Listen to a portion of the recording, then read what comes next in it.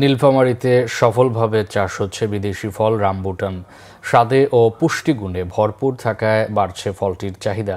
কৃষি বিশেষজ্ঞদের দাবি, সরকারি সহযোগিতা পেলে বিদেশি এই ফল চাষে আগ্রহ বাড়বে উদ্যোক্তাদের। নীলফামারী থেকে ফিরে জুয়েল আহমেদের রিপোর্ট।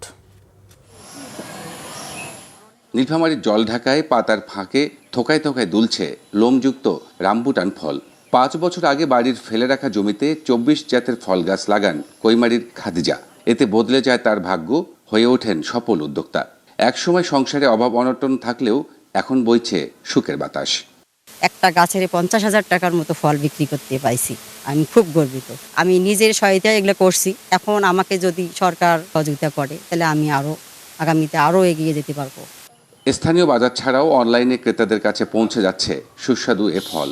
খাদিজা আপার বাগানে এসে দেখতেছি যে এখানে সেই প্রচুর ফল ফলন হয়েছে।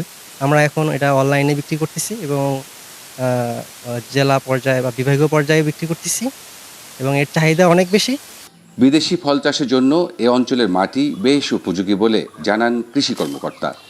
উত্তরাঞ্চলের যে চাষাবাদ, সেই চাষাবাদে দেশি বিদেশি ফলগুলোর মধ্যে রামবুটান ফল কৃষকের মাঝে সাড়া জাগিয়েছে। আমরা আশাবাদী যে এই রামবুটান ফল কৃষকরা চাষ করে এখান থেকে লাভবান হবে।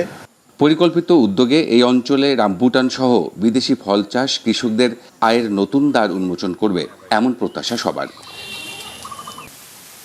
রামবুটানের চাষ এখন শুধু শখ নয়, এটি লাভজনক একটি কৃষি উদ্যোগে রূপ নিচ্ছে। এই ফল চাষের মাধ্যমে উত্তরের কৃষি অর্থনীতিতে নতুন এক সম্ভাবনা সৃষ্টি হচ্ছে। জুয়েল আহমেদ, বাংলা ভিশন, জলঢাকা, নীলফামারী।